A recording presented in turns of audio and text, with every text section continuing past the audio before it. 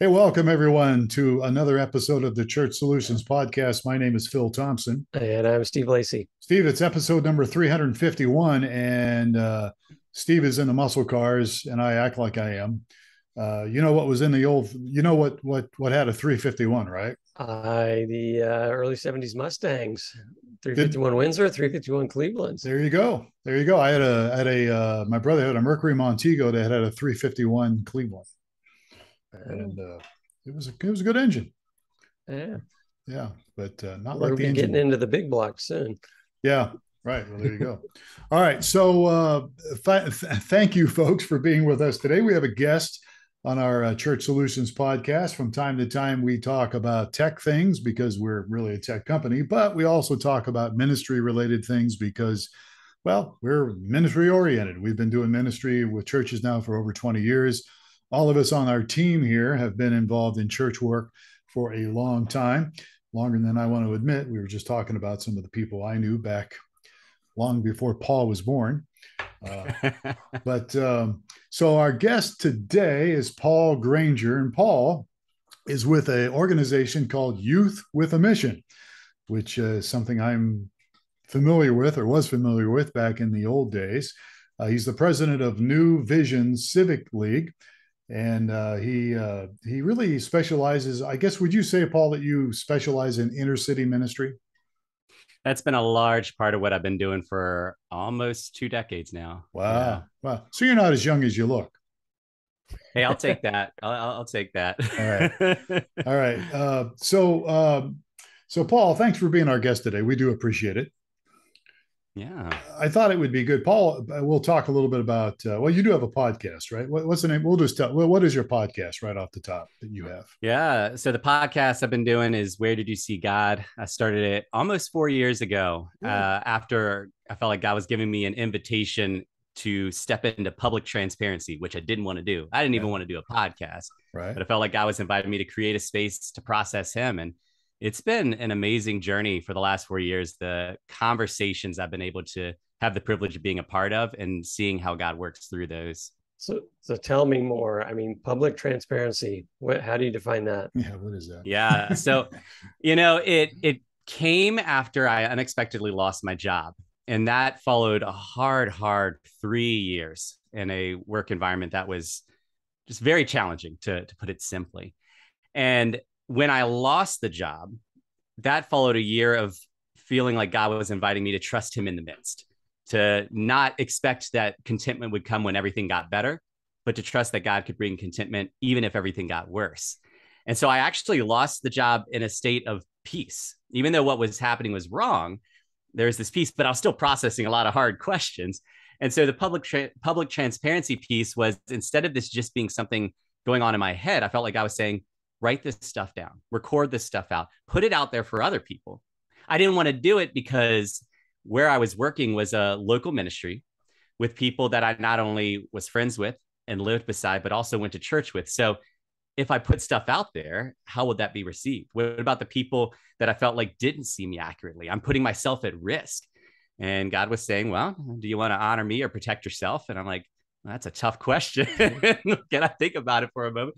But I stepped into it. And it's been beautiful to see how, when we are willing to step in these spaces of transparency, of humility, of taking on risk because God invited us to, what God can do, the abundantly more He can do than if I had just protected myself or just processed in my own head. Authenticity, another way to say that? Or would you?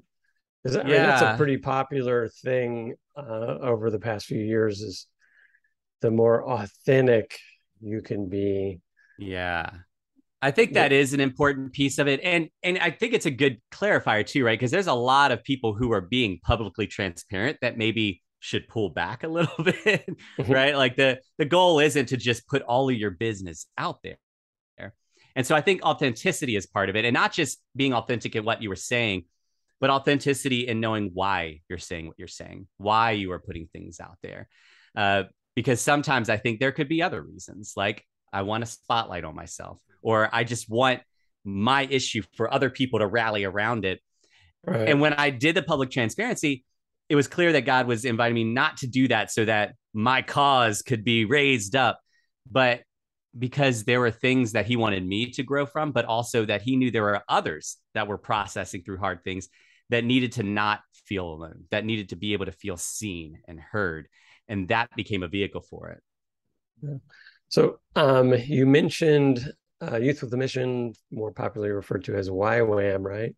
Mm-hmm. When I think of YWAM, I know some people that were a part of it, and their participation sent them overseas as missionaries overseas. Tell us more about what YWAM. Phil, you can jump into what is YWAM? What's the goal? What's the vision? How can people help it out or educate us on YWAM?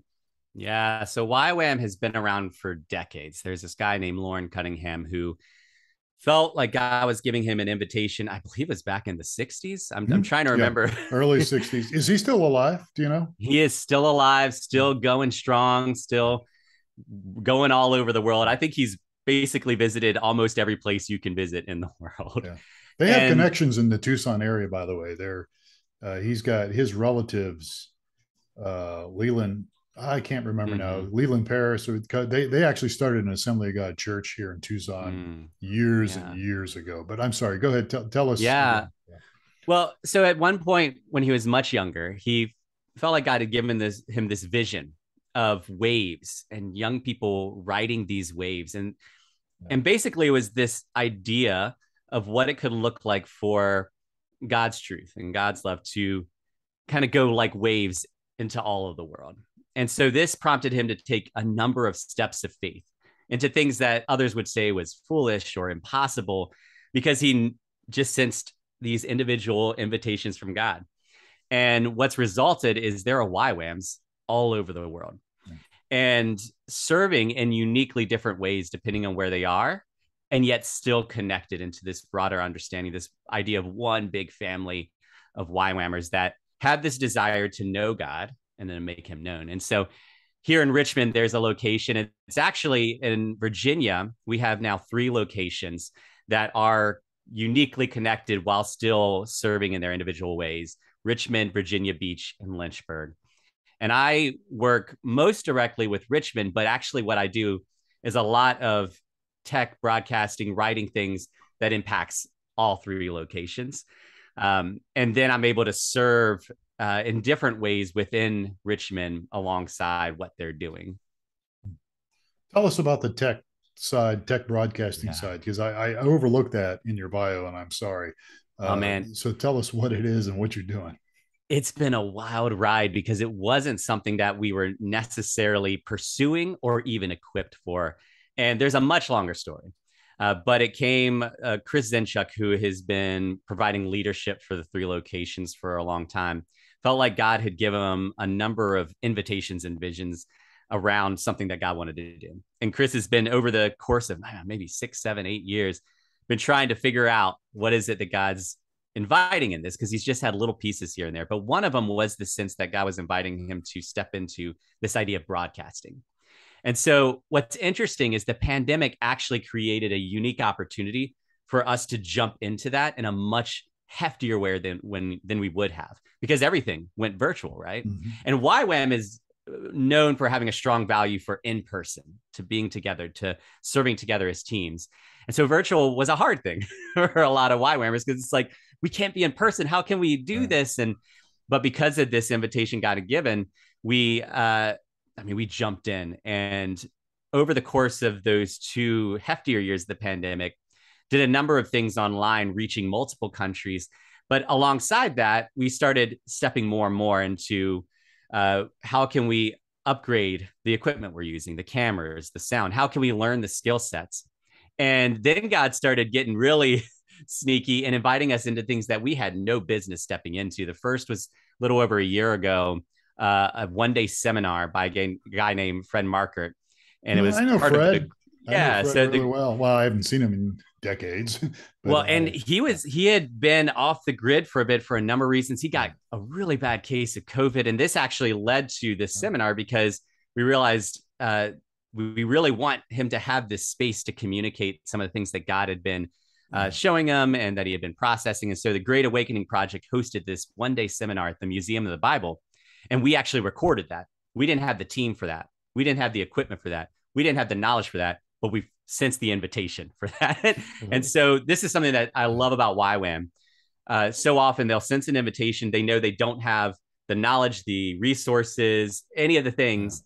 And yet they say, but here we are. So, all right, God. And God showed up. And there are people walking up thinking we are this professional broadcasting team because we had the cameras, we had the sound booth. We were all like looking like we knew what we were doing. And it was beautiful to see how God worked through that. And that was one of many of these moments, conferences, things like that, that we've found ourselves stepping into, knowing like we really shouldn't be the ones doing this, but God's inviting us. And so now we're at a place where we actually just recorded a 12-week discipleship Bible school for YWAM. Same deal. Didn't have the staffing, didn't have the knowledge base that we felt like we would need for it, but we stepped in. And so we're talking 120 hours of content that we're now in the post-production part of it, which is a whole other deal. But along the way, it's been beautiful to see how God can equip people when they're willing to step in, even if they feel like Gideon, like wholly unequipped to the least of these, because it's not about us or our capacity. It's about God's invitation. Right. And what God does with that isn't about creating an amazing product. Sometimes that is the end result, but it's really often God's trying to do abundantly more than we could ask or imagine. And are we willing to embrace that rather than like, we want to look good? So it's been a journey, a wild one, and it's still going. So you mentioned earlier on that to know God and make God known, is that kind of the underlying piece of YWAM? So I can see that as a strategy, and then tactics through the years prior to COVID. I guess we're all pretty much going to the communities and face to face, and then you had this new opportunity to kind of change your tactics, right? How has YWAM leveraged that new technology, or what's been going on since the initial fruits or the initial pieces were put together? Yeah, well, I feel like we've had a number of folks connected with YWAM that have seen what God's been doing through our broadcasting team and have gotten this sense of excitement and creativity, because they're realizing this is not just a valuable outlet, but one that could help us to do what we feel like God's calling us to do in a more full way. And so we're starting to have a lot more people reach out to say, hey, can you help us know how to do what you're doing? Hey, can you come and actually capture this event we're doing? Because we have people that can't attend, but we know that this would be valuable. Or can you stream it live for those? We actually, there's an Eastern North American leadership gathering that YWAM does. And there are a number of people for various reasons that couldn't attend, but it was really important as leaders for them to be there. We were able to stream that. One person particularly actually was there in person and then got very sick. And they felt so encouraged and blessed by the fact that they didn't have to miss it. And so it's giving them this idea now of how can we actually leverage this thing that can sometimes seem like a negative thing. Like virtual can have a negative connotation, right? There's a lot of conversation around, the youth these days, they're just on their phones all the time. They're just on TV all the time. And so it could be seen as something negative, and we need to get people in person and out in the open. But how can we see what God can do through that rather than just the negative things? How can we utilize that? And I think more people are realizing there is a value to this medium.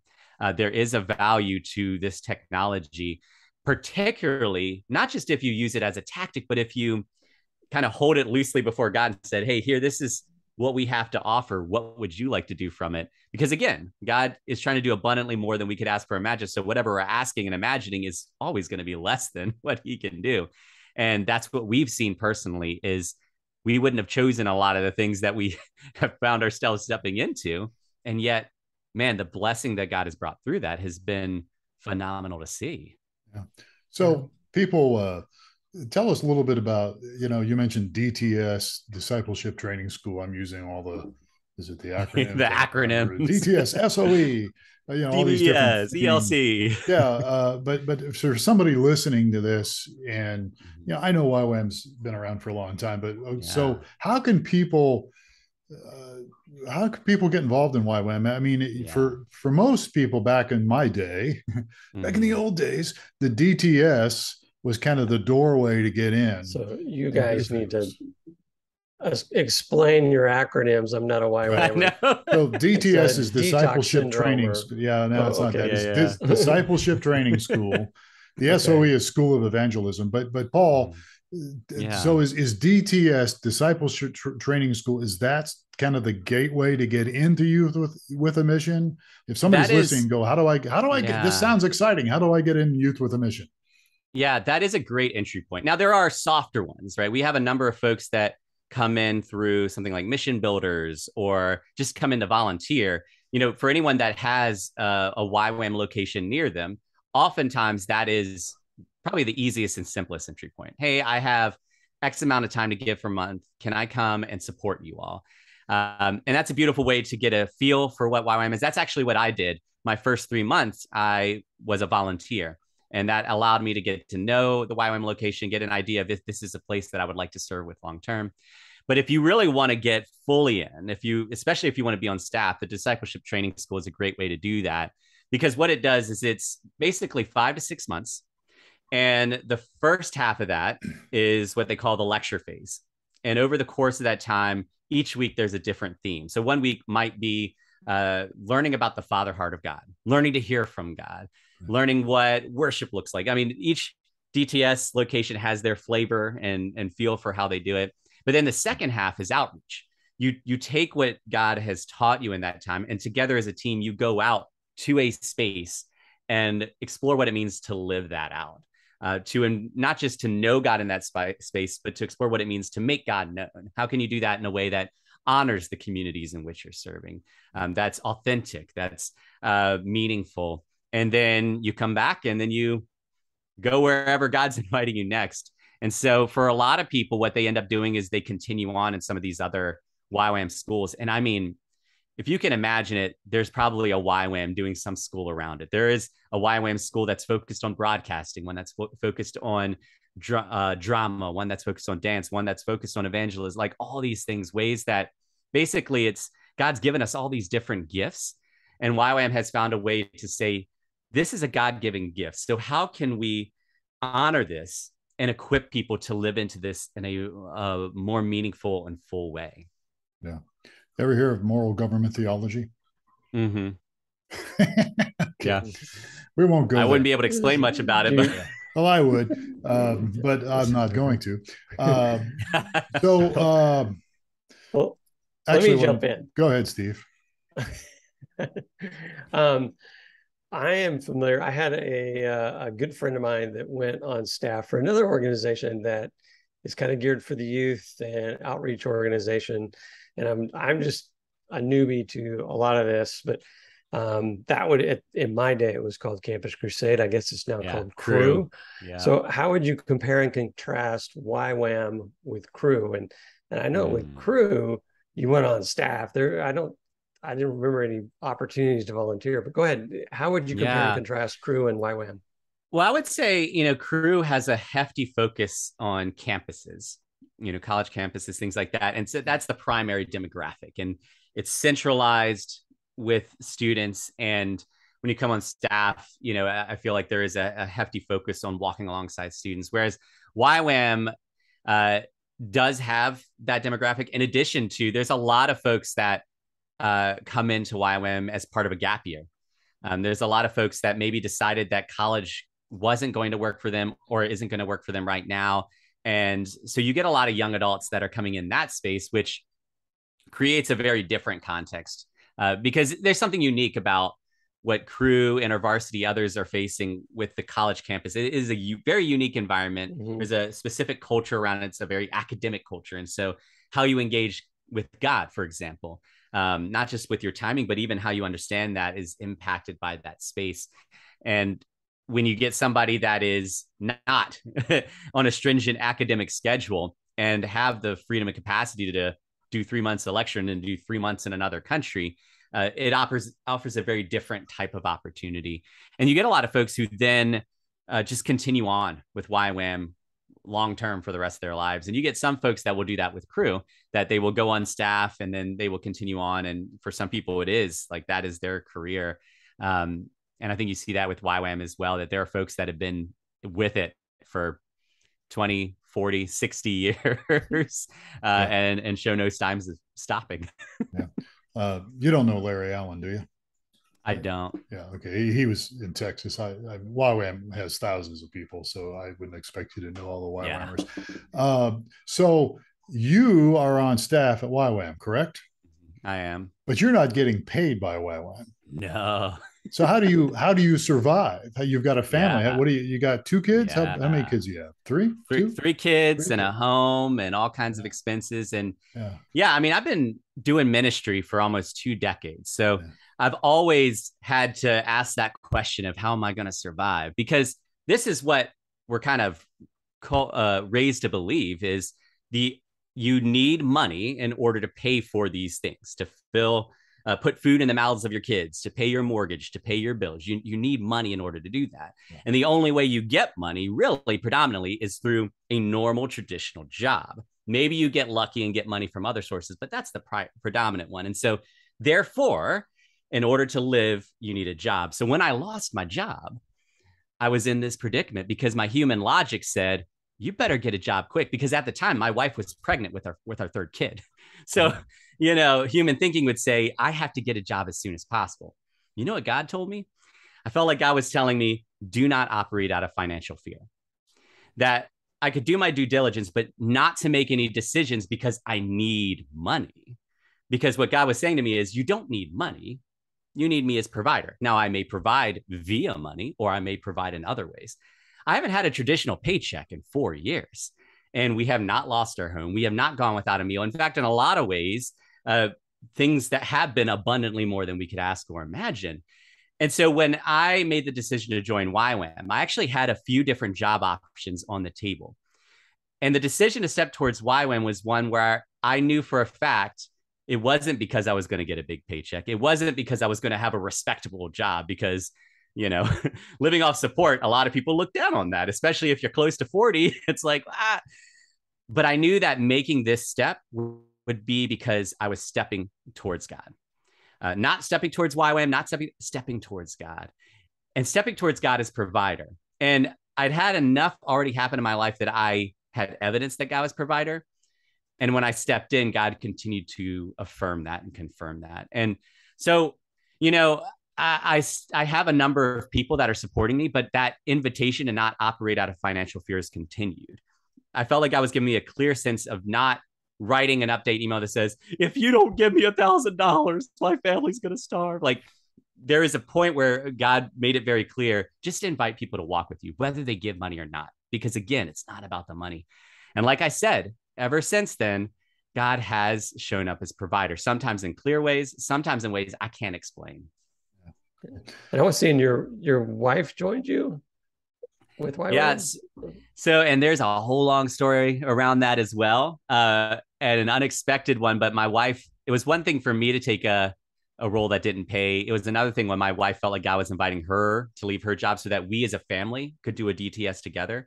And so she actually went 2 years without pay. So our family was without a traditional paycheck for 2 years.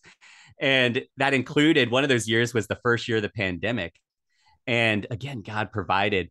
And she actually felt an invitation a little over a year ago to join the staff of this new Christian school that was starting up close to us called Imago Dei Neighborhood School. And she had longed to get back into teaching. And if there was anywhere that she could teach, like this is the place, because they were seeking God 2 years before it started, if not more. And everything that they've been doing, they've been trying to figure out how can we love God and love others through this. And so she just started her 2nd year teaching there, and she loves it. But yeah, it's given us a very different rhythm in our lives, but we still recognize that this is a part of our family seeking God together, even if it looks different than it did last year or the year before or 5 years from now. Right. Yeah, good. So for people listening out there saying, well, this is interesting, I'm curious about YWAM, what probably the best thing to do is go to your website, right? Would that be a good way for you if people wanted to reach out to you to maybe communicate a little bit about that? And your website is wheredidyousegod.com. Mm-hmm. Is that correct? That's right. Where did you see God? Now, how did you, we only have about a minute, but how did you come up with that? Yeah, the short version of the story is I was working with the ministry back in 2006. And the executive director had all of us staff. I was an intern making basically no money at the time, had us at a table and asked us that question: where did you see God? And I did not have an answer. I mean, here I am, a Christian all my life, went to a Christian college, was in ministry, and I couldn't answer the simple question of where did I see God that day? And I was convicted because if I believe that God is present and active, I should be able to answer that softball question. And so what I realized is if we're just looking for God retroactively, we're going to miss him so often. But if we can step into the day actually actively looking for God, it says seek and you will find. God's not trying to hide from us. We're going to actually see things that we wouldn't have seen otherwise, hear things that we wouldn't have heard otherwise. And so that's been the heart of how I've tried to live my life imperfectly most of the time, and been the heart around the podcast and the website and things I've written is how can I develop this attitude and culture that God is present and active, good and powerful. How can I look for him today in whatever is happening? Good. That's good stuff. Where did you see God.com? That's the website if you want to communicate with Paul Granger, maybe learn a little more about him and YWAM and his family. And then again, we mentioned this at the top of the podcast. What is the name of your podcast? It is Where Did You See God? Well, the same one. Okay, same thing. All right. See, I've had too much sun. I don't know where I'm at. Where am I? What simple. Day is this? Who am I speaking to? All right. So Where Did You See God? It's a podcast, and you can go to wheredidyousegod.com to learn more about that. Well, good. Well, this is interesting. This brings back some very fond memories for me. Yeah. Being with Youth with a Mission, and knowing some of those people you mentioned. So when I'll interview you, Phil, here a little bit. When were you with Youth with the Mission? It was 1982 is when I started. I was with them for 2 years. I actually went through the Discipleship training school, went through the SOE, and then I went through School of the Bible, which was at that time connected to University of the Nations. YWAM has, and I'm assuming this is still valid, University of the Nations. The main campus is in Hawaii, right? Yes. Still there. In Kona. And I never went there. I should have gone there, but I didn't. I didn't for several reasons. I had property here and I didn't want to go there. That's actually where we ended up doing our DTS, which was not what I would have chosen and not anything we could have come close to affording. And so that was when I mentioned God had done abundantly more. That's one of those examples is, hey, we have no traditional paycheck and we lived in Hawaii for 3 months. Okay, God, you're doing abundantly more. Yeah, but I think, but again, you don't have to go to Hawaii to. Right. I mean, it's nice if you could, I guess, to be a part of YWAM. But there's as Paul alluded to earlier, there's Youth with a Mission bases all over the United States, Mexico, South America. I mean, all over the world. All over the world, literally. And I wanted to go to. I knew the director of the New Zealand base, and I never got there. I would like to go there, but I'm sure all that's changed. But it was just really a good time for me, and really was a growing time. I got to meet a guy by the name of Gordon Olson, who Paul, you may not know, but he's dead now. He's been around for years. But there's I met Lauren Cunningham, and I knew Paris and all those guys, and so there's a whole list of names that I could go over. I could drop some names, but most people would have no clue who they are. And to be honest with you, I can't even remember some of them now. So it's just been it. But it was always a good experience. All right. So Paul Granger has been our guest. Paul, thank you so much for spending a little bit of time today with us. My pleasure. And thank you for the opportunity. Yeah, well, good. It's exciting to hear what's going on in your life. And maybe we can sneak on your podcast one of these days and absolutely do some things to upset the apple cart or something. I don't know. But, we're good at that stuff. All right. And Steve Lacy, thank you for your input as always. It's great being here. And folks, thank you for spending a little bit of time with us today on the Church Solutions podcast. Subscribe to us wherever you get your podcast. And give us a rating if you would be so kind. We'd love to get some input from you as well. If you missed all that contact information and you don't want to back things up, you can always reach out to us, support@streamingchurch.tv. That's one of our domains. One of the things we do is streaming video. And we'd love to hear from you. So with that in mind, gentlemen, thank you so much for your time again. Yeah, thank you. And folks, thank you. Please take care of yourselves and each other. And we'll catch you again next time on another episode of the Church Solutions Podcast.